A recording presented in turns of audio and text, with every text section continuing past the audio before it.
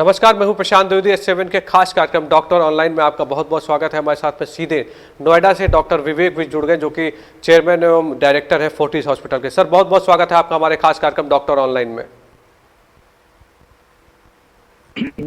Thank you प्रशांत।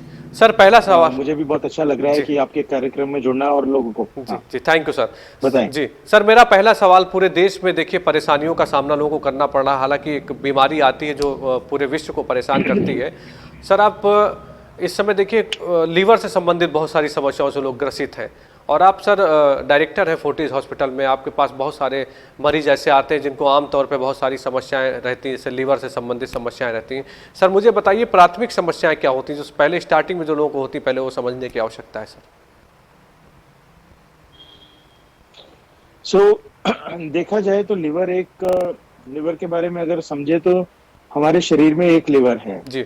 जो करीब करीब बॉडी का 2% बॉडी वेट होता है। जैसे कि सपोज मैं कहूँ हम्म कि किसी का बॉडी वेट 100 किलो है तो उसमें हम्म 2 किलो का करीब करीब लिवर होगा। जी।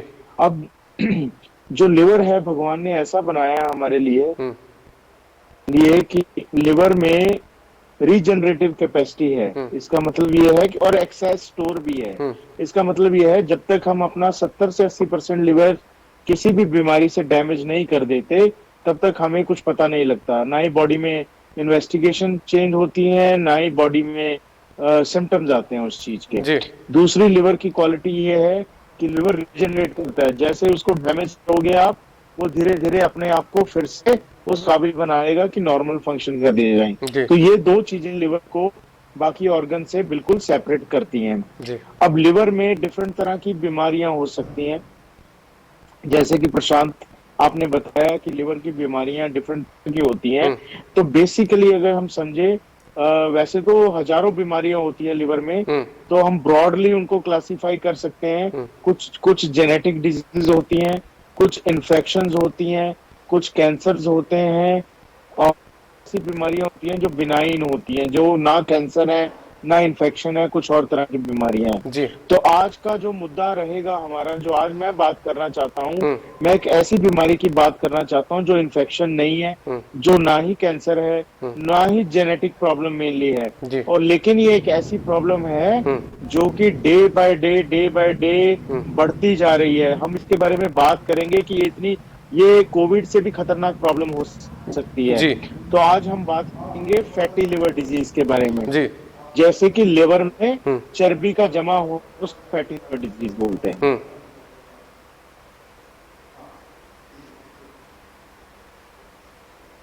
तो आज हम फैटी लिवर डिजीज के बारे में थोड़ी बात करेंगे। जी। पहले फैटी लिवर डिजीज यानी कि लिवर में, जिगर में चर्बी का इकट्ठा होना एक मात्रा से ज्यादा, जी। उसको फैटी लिवर डिजीज कहते हैं। तो एक मात्रा से ज्यादा का मतलब क्या है? हम्म अगर लिवर में हमारे 5% तक फैट है, 5% तक चर्बी है, जी। जिसका मतलब यह है अगर अगर 2 किलो का लिवर है, अगर अगर 100 ग्राम का लिवर है तो उसमें 5 ग्राम से ज्यादा फैट नहीं हो सकता, 5% फैट। जी सर। अगर 5% से ज्यादा फैट लिवर में है तो बहुत बड़ी प्रॉब्लम है, उसको हम फैटी लिवर डिजीज बोलते हैं। जी सर। अब फैटी लिवर डिजीज, आप कहीं कहीं भी जाएं, आप अल्ट्रासाउंड कराते हैं, अल्ट्रासाउंड में लिखा आता है grade 1 fatty liver, grade 2 fatty liver, grade 3 fatty liver. ये बहुत कॉमन टर्मिनोलॉजी है जिससे पेशेंट हमारे पास आते हैं। जी।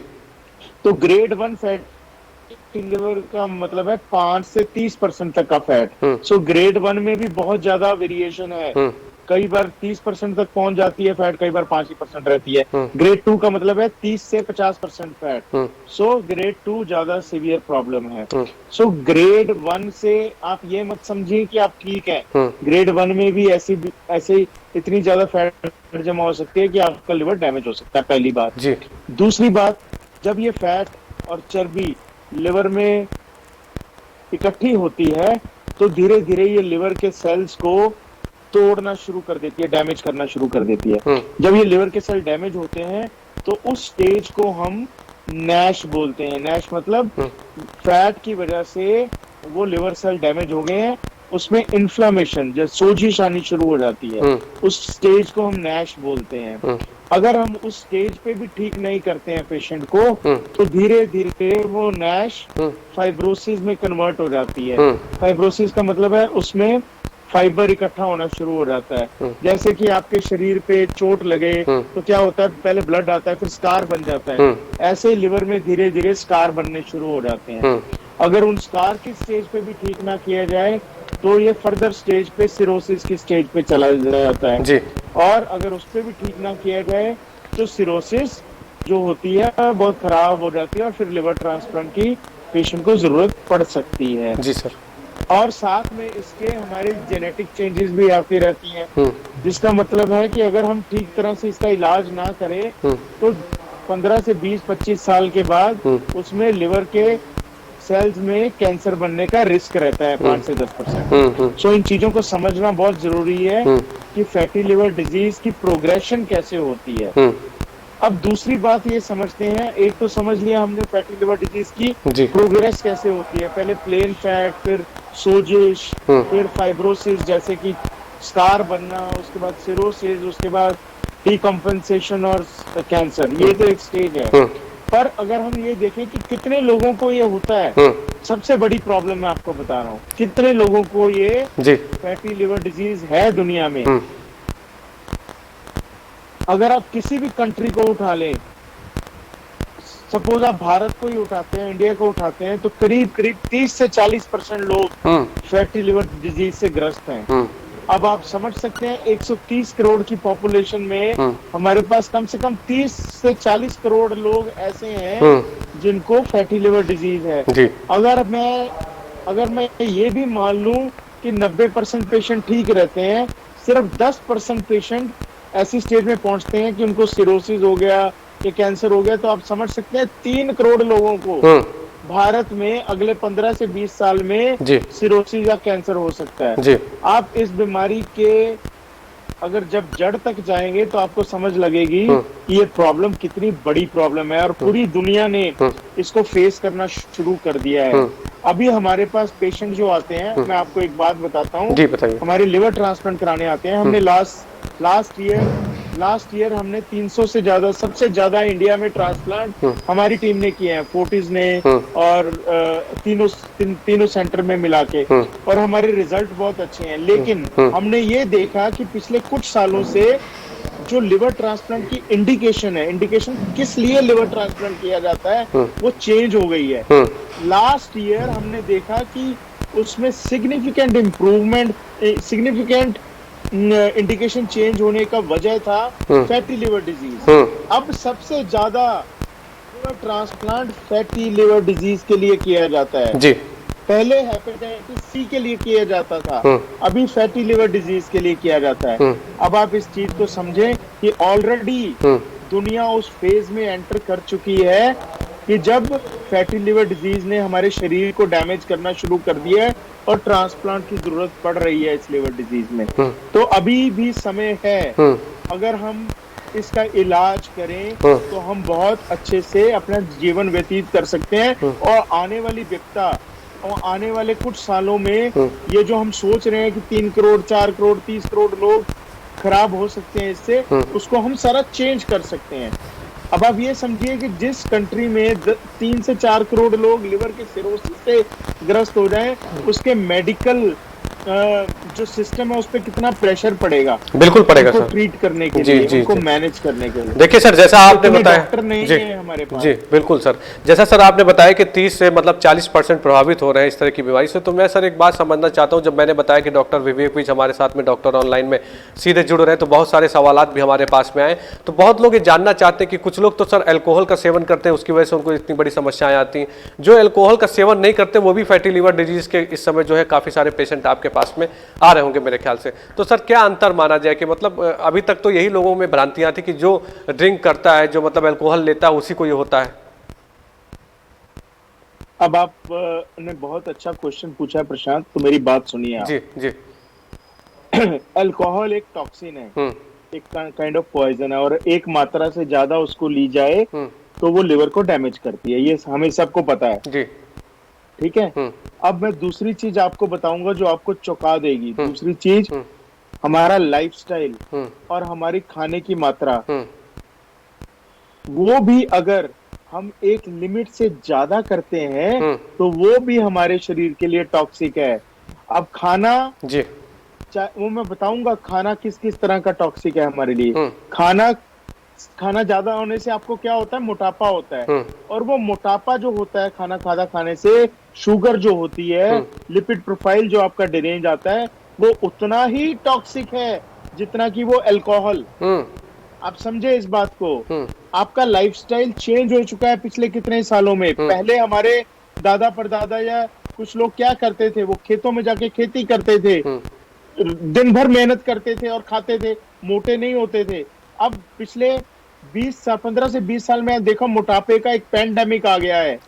हर दूसरे बंदे की पेट निकला हुआ है या पूरी तरह से मोटा है। आप सड़क के किनारे खड़े हो जाएं, आप देखेंगे कि 70 से 80% लोग अनफिट हैं। आप अपने पुलिस कर्मचारियों को ही ले लो, आप मुझे बताओ फिट कौन है उनमें? बहुत कम लोग फिट होते हैं। जी जिनको फिटनेस चाहिए वो भी फिट नहीं हो रहे हैं। बाकी लोगों को तो हाल आप समझ सकते हैं कि क्या होगा। सो जितना अल्कोहल डैमेज करता है उतना ही एक्सेस फैट और हमारी ये प्रॉब्लम डैमेज हमें करती है। आप इस चीज को आपके हवाले से, आपके थ्रू मैं ये मैसेज लोगों को पास करना चाहता हूँ कि जो लोग मेरे पास आते हैं कहते हैं कि हमने कभी अल्कोहल का सेवन नहीं किया, कोई ये काम नहीं किया, चिकन नहीं खाते, लेकिन उनका लाइफस्टाइल ऐसा हो गया है कि वो खाना इतना खा रहे हैं कि वो मोटे हो रहे हैं, डायबिटीज हो रही है, शुगर हो रही है, उसकी वजह से जिगर डैमेज हो रहा है, उसी की वजह से सिरोसिस हो रहा है, उसी की वजह से कैंसर हो रहे हैं। बिल्कुल ठीक बात सर। जी अभी हमें ये समझने की जरूरत है कि हम अपनी लाइफस्टाइल को कैसे मॉडिफाई करें, इसको चेंज करने के लिए जी वजन कैसे कम करें, ये सारी चीजें हम डिस्कस करेंगे। प्रशांत आप कुछ बोल रहे थे। सर मैं यही बात कह रहा था कि लगातार जो लोगों में भ्रांतियां एक तरह की हैं, लीवर को लेकर बहुत सारी भ्रांतियां हैं कि अल्कोहल लेते तभी होता है, लेकिन आपने जिस तरह से बताया जाहिर से बात है कि अगर अपने लाइफ स्टाइल को अगर चेंज करता है, जो भी चेंज करते हैं लोग, उनमें कहीं ना कहीं अंतर परिवर्तन जरूर आएगा सर। तो हमारे माध्यम से सर आप बताइए कि क्या करना चाहिए और क्या नहीं करना चाहिए, क्योंकि जाहिर सी बात है कुछ बेसिक चीजें होती हैं, अगर वो लोग पहले से कर लें तो शायद इतनी समस्याओं का सामना उनको ना करना पड़े। मैं आज 3 चीजों के बारे में बात करूंगा प्रशांत जी बताइए। एक वेट लॉस के बारे में, वजन कम करने के बारे में, दूसरा डाइट के बारे में, और तीसरा एक्सरसाइज के बारे में। ठीक है सर बिल्कुल। ये तीनों चीजें ऐसी हैं जो कि आपका फैटी लिवर प्रिवेंट भी कर सकती हैं, जो आपका फैटी लिवर ट्रीट भी कर सकती हैं, और जो आने वाले पैंडेमिक को, आने वाली प्रॉब्लम को खत्म कर सकती हैं जी। अब सबसे पहले हम डाइट की बात करते हैं। डाइट क्या है? डाइट आपके शरीर का फ्यूल है, ठीक है। उस फ्यूल को आपने गाड़ी में डाला, दिन भर गाड़ी चलती है, रात को आप सो जाते हो, अगले दिन फिर गाड़ी भरवा लेते हो, फ्यूल डालते हो। अब आप एक कंडीशन समझिए कि अगर आपकी गाड़ी की जितनी रिक्वायरमेंट है उससे आप ज्यादा फ्यूल डालो तो फ्यूल का ओवरफ्लो होगा। तो मैक्सिमम लोगों को अपनी रिक्वायरमेंट ही नहीं पता होती कि हमारे शरीर की कितनी रिक्वायरमेंट है। अब बच्चे की रिक्वायरमेंट बहुत ज्यादा होती है, एडोलेसेंट यंग लोगों की रिक्वायरमेंट बहुत ज्यादा होती है, क्योंकि उनका मेटाबॉलिक रेट बहुत फास्ट होता है। जैसे ही हम 25 साल 30 साल के बाद एंटर करते हैं, हमारा मेटाबॉलिक रेट कम हो जाता है, लेकिन टेंशन्स बढ़ जाती है लाइफ में बहुत ज्यादा, और उसके साथ खाना भी बढ़ जाता है, उसके साथ टाइमिंग भी गड़बड़ा जाते हैं खाने के। रात को लेट आते हैं, एक ही रिलैक्सेशन होती है, बैठ के जम के खाना खाओ फिर सो जाओ। जी। अब ये सारी चीजें जो हमारी लाइफस्टाइल में क्या करती है कि आपने अक्सर देखा होगा, जो लोग शादी से पहले 25-30 साल से पहले फिट थे, वो सडनली 3-4 सालों में मोटापा गेन करना शुरू कर देंगे। तो क्योंकि वो टेंशन्स, वो लाइफस्टाइल चेंज, उनका मेटाबॉलिक रेट कम होना, लेकिन खाना बढ़ना, खाना ज्यादा खाना, वो सारी प्रॉब्लम्स आ जाती है। अब खाने के कंपोनेंट क्या हैं? जी पहले टाइमिंग की बात करते हैं, कंपोनेंट की बात। हाँ बिल्कुल, टाइमिंग की बात। जी सर। बेस्ट टाइमिंग जो खाने का होता है मैं बताता हूँ आपको। आप सुबह मैक्सिमम ब्रेकफास्ट कीजिए, क्योंकि आप गाड़ी तब भरवाएंगे ना जब गाड़ी खाली है। हाँ जी। आप मैक्सिमम ब्रेकफास्ट सुबह कीजिए, मैक्सिमम ब्रेकफास्ट सुबह करेंगे, लंच थोड़ा हल्का कीजिए और डिनर ऐसा कीजिए कि डिनर आपको करना ही नहीं है, इतना कम कीजिए डिनर। जब ये आप लाइफस्टाइल अडॉप्ट कर लेंगे, आप देखेंगे कि आपको मोटापा होगा ही नहीं। नंबर 1। नंबर 2, सोने से करीब करीब 3 घंटे पहले जो भी हल्का सा डिनर करना, आप 3 घंटे पहले कीजिए। नंबर 3, जब भी आपको बीच में भूख लगे, आप फ्रूट्स खाइए, नट्स खाइए, और बेरीज खाइए। ये बहुत अच्छे फूड होते हैं, ये हमारे शरीर में फैट को गलाने में मदद करते हैं। जी। चौथी चीज जो बहुत इंपॉर्टेंट है, शुगर। जो हम चीनी यूज करते हैं, वो अल्कोहल से भी ज्यादा जहर है। अब चीनी साइंटिफिकली मैं बताता हूँ क्या होता है। जैसे ही आप थोड़ी सी मात्रा में चीनी लेते हैं, 1 चम्मच 2 चम्मच जितना भी, तो हमारे शरीर में क्या होता है, इंसुलिन की रिलीज होती है। इंसुलिन एक हार्मोन है जो हमारे पैनक्रियास से निकलता है, और ये इंसुलिन का काम क्या होता है, जितनी भी शुगर हमारे ब्लड में आई, उसको ये धकेल देता है सेल के अंदर। जाओ भाई, क्योंकि ये इसलिए बना है इंसुलिन, क्योंकि हमारे सेल्स की भूख को मिटा सके। तो ये रीड करता है कि शुगर आ गई है, अब मुझे सेल के अंदर भेजनी है। अब सेल को जरूरत ही नहीं है शुगर की। अब सेल क्या करेगा, अब सेल उसको स्टोरेज फॉर्म में कन्वर्ट कर देगा, कहेगा मैं बाद में यूज करूंगा यार, अभी मेरे पास बहुत पैसा है, जितना मैं करना उतना करूं, मैं बैंक में डाल देता हूं पैसा। और वो बैंक क्या है, वो बैंक है फैट के सेल। तो वो जो सेल है, उसको फैट के ग्लोब्स में कन्वर्ट करके अपने पास स्टोर करके रख लेता है। आप धीरे धीरे जब चीनी ज्यादा खाते हैं, धीरे धीरे मोटे हो जाएंगे, लिवर में फैट इकट्ठा हो जाएगा, आंतड़ियों में फैट इकट्ठा हो जाएगा, हार्ट की ब्लड वेसल में फैट इकट्ठा हो जाएगा, ब्रेन की ब्लड वेसल्स में फैट इकट्ठा हो जाएगा, हार्ट अटैक का रेट ज्यादा हो जाएगा, डायबिटीज का रेट ज्यादा हो जाएगा। तो आप समझे, चीनी सबसे ज्यादा खतरनाक है। अगर आप चीनी की मात्रा बिल्कुल खत्म कर देते हैं जी, तो नेक्स्ट जो डेंजरस है हमारे लिए, वो है कार्बोहाइड्रेट, कॉम्प्लेक्स कार्बोहाइड्रेट, जैसे रोटी, चावल, इनकी मात्रा भी हमें कम करनी है अपनी डाइट में। इनसे भी इंसुलिन रिलीज होती है, लेकिन शुगर जितनी नहीं होती। तीसरी चीज जो उससे कम इंसुलिन रिलीज करती है, वो है प्रोटीन। अगर हम प्रोटीन की मात्रा अपने शरीर में बढ़ाते हैं, तो हमारी इंसुलिन सबसे कम रिलीज होती है, और फैट से भी कम रिलीज हो। फैट ज्यादा हार्मफुल नहीं होता, सबसे ज्यादा शुगर, उसके बाद कार्बोहाइड्रेट्स कॉम्प्लेक्स, जैसे चीनी सबसे ज्यादा, उसके बाद व्हीट हो गया, राइस हो गया, या ब्रेड्स हो गई, ये सब चीजें, उसके बाद प्रोटीन और फैट।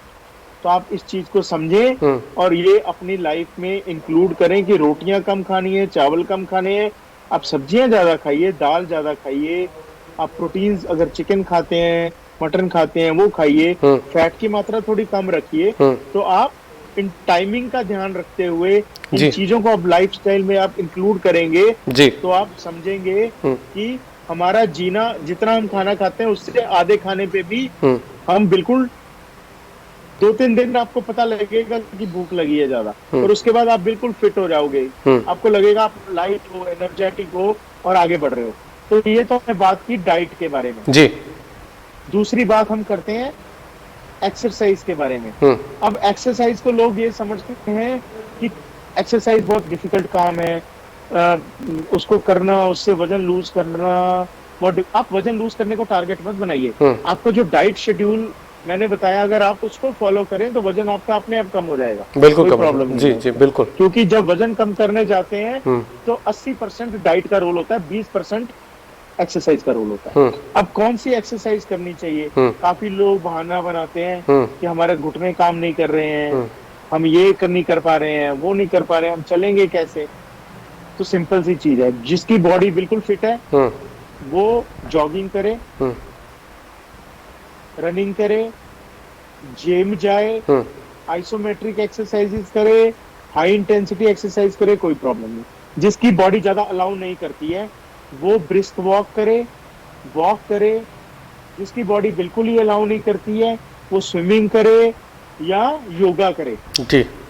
सो अगर आप 45 मिनट हफ्ते में 5 दिन ये शेड्यूल फॉलो करते हैं, तो दुनिया की कोई ताकत नहीं है जो कि आपके लिवर में से फैट कम ना कर पाए। ये बिल्कुल आजमाई हुई बात है, आप समझे इस बात को। जी।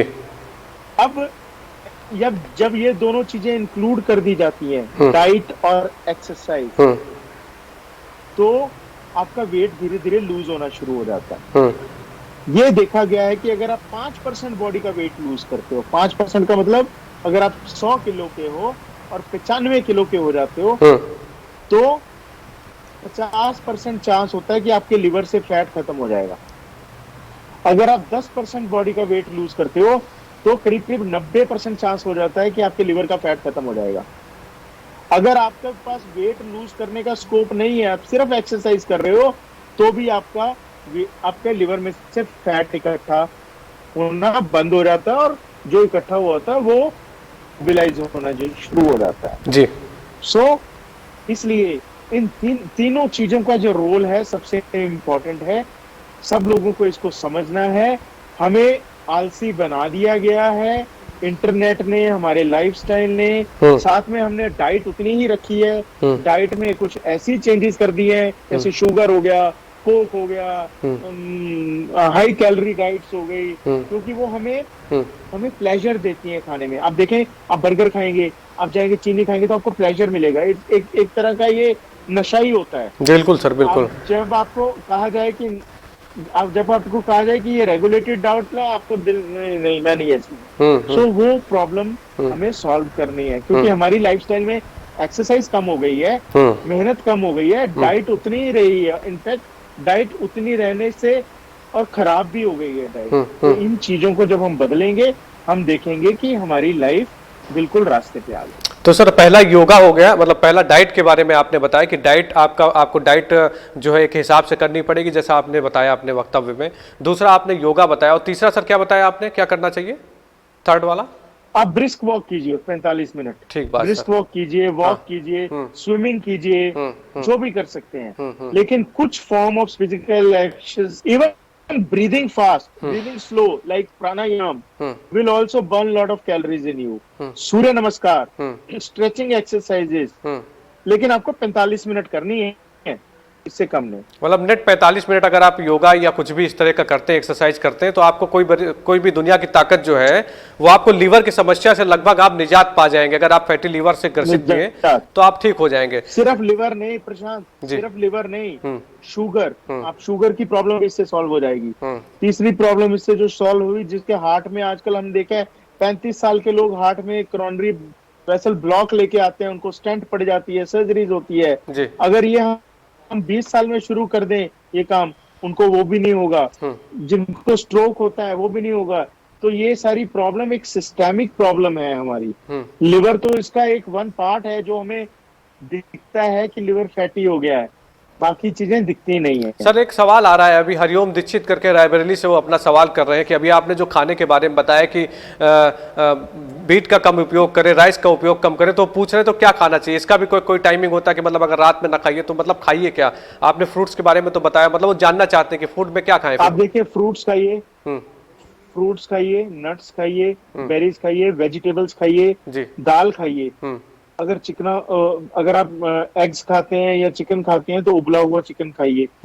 और अगर आपने व्हीट लेना ही है या राइस लेना ही है तो आप व्हीट को, जैसे मल्टीग्रेन व्हीट होता है वो लीजिए। अपनी व्हीट का अमाउंट कम कीजिए, सब्जियों का अमाउंट बढ़ाइए। जैसे व्हीट का अमाउंट, अगर आप 3 रोटी खाते हैं तो आप 1 या 1.5 रोटी पे आ जाइए शुरू में, और वो भी मल्टीग्रेन कर दीजिए आप, और सब्जी का अमाउंट बढ़ा दीजिए। तो आपको जस्ट रेशो चेंज करनी है, पेट आपका उतना ही भरेगा। सलाद आप ज्यादा खाइए।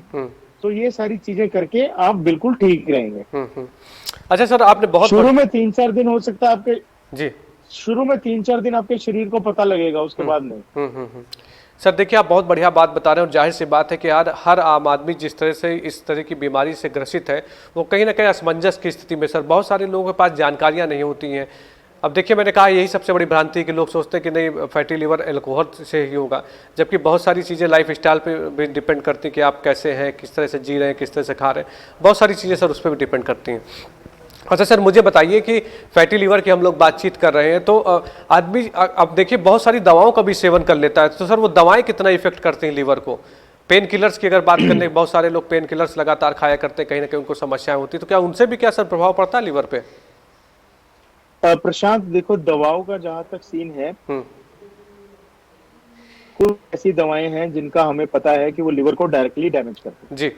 अब कुछ कॉमन दवाइयां जैसे बात की जाए, जैसे कि हम डे टू डे क्रोसिन लेते हैं, पैरासीटामोल लेते हैं। अगर पैरासीटामोल एक टाइम पे 10-15 गोली से ज्यादा ले ली जाए एक दिन में, तो वो लिवर को आपके कंप्लीटली डैमेज कर सकती है। उसको एक्यूट लिवर फेलियर बोलते हैं। ऑल्दो इंडिया में ये कम पाया जाता है, लेकिन यूके में काफी लोग मेंटली भी परेशान है, तो दवाइयां ऐसे खा जाते हैं दिन में 15-20 गोली, तो उनका लिवर कंप्लीटली डैमेज हो जाता है। जी। दूसरी तरह की दवाइयां जैसे कि टीबी की दवाइयां, ट्यूबरकुलोसिस की दवाइयां बहुत कॉमन है, उससे लिवर काफी अफेक्ट होता है। इसलिए जब भी टीबी की दवाई लें, आप हर हफ्ते 2 हफ्ते अपने डॉक्टर से मिलें, लिवर के टेस्ट कराएं। अगर लिवर के टेस्ट में प्रॉब्लम आ रही है, तो उनकी दवाइयों को चेंज करने की जरूरत होती है, उनकी डोज कम करने की जरूरत होती है। तो बड़ी सारी चीजें कर सकते हैं। तीसरी तरह की दवाइयां जैसे एंटी एपिलेप्टिक हो गए, हमारे एपिलेप्सी के लिए दवाइयां लेते हैं, वो भी लिवर को डैमेज कर सकती हैं। सो कुछ हैवी मेटल्स जो कि ऑल्दो मैं ये नहीं कहता कि आयुर्वेदा में ये खराब है, ये पर आयुर्वेदा में यूजुअली हैवी मेटल यूज किए जाते हैं कुछ मेडिसिन में। सो जब तक आयुर्वेदिक एक्सपर्ट आपको प्रिस्क्राइब नहीं करता वो मेडिसिन, आप आयुर्वेदिक एक्सपर्ट की बात ही सुने। ऐसे जस्ट मार्केट में जाके कोई चीज खरीद ली, वो ठीक नहीं है, क्योंकि उसमें हैवी मेटल हो सकते हैं, आपके लिवर को डैमेज कर सकता है। सो ये सारी चीजों का ध्यान रखना है। दवाइयां लिवर के लिए टॉक्सिक होती हैं, क्योंकि आप जब भी किसी चीज का सेवन करते हैं, दवाई खाते हैं या खाना खाते हैं, सबसे पहले वो कहाँ जाती है? लिवर में। सबसे पहले लिवर में जाती है। बिल्कुल। इसलिए लिवर जिगर का फंक्शन होता है डिटॉक्सिफिकेशन, हमारे किसी भी प्रोडक्ट को डिटॉक्सिफाई करना। अब वो प्रोडक्ट ही इतना ज्यादा होगा तो वो लिवर को ही डैमेज कर देता है। सो ये सारी चीजें प्रॉब्लम क्रिएट करती हैं।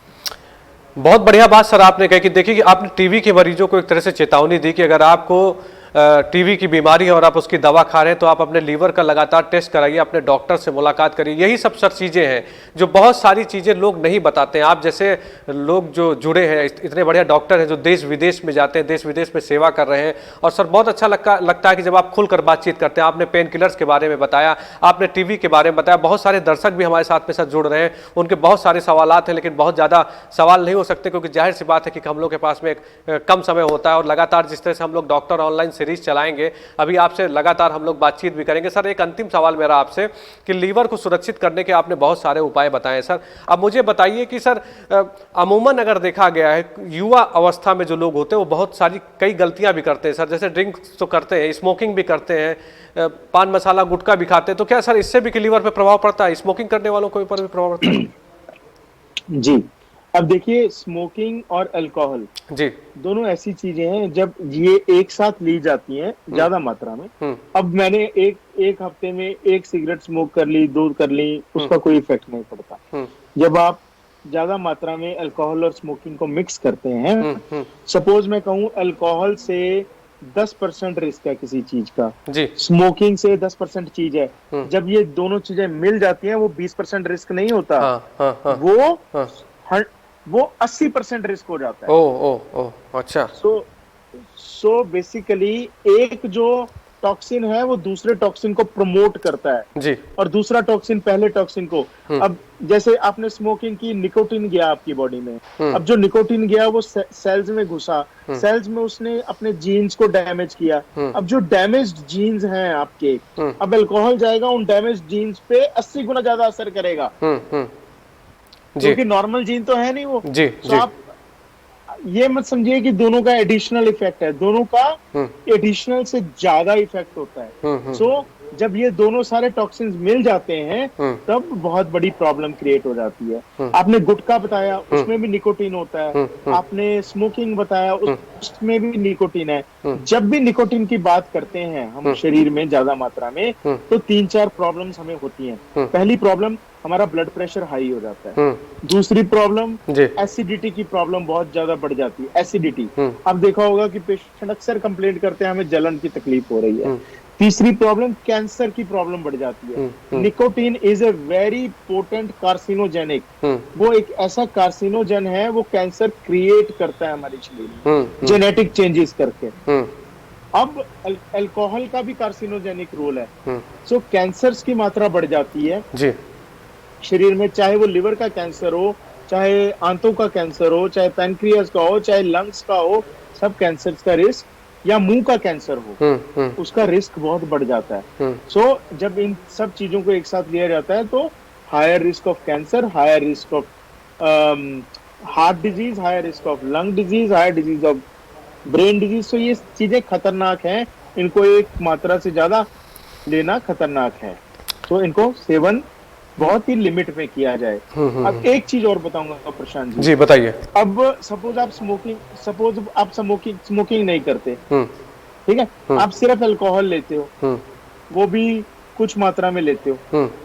अगर आपके लिवर में ऑलरेडी फैटी लिवर डिजीज है जी आपके खान पान की वजह से, तो ये भी दो फैक्टर इकट्ठे हो गए, आप समझे इस बात को। एक अल्कोहल इकट्ठा हो गया और एक फैटी लिवर डिजीज इकट्ठा हो गया। अब इन दोनों का इफेक्ट भी मल्टीपल टाइम्स होगा।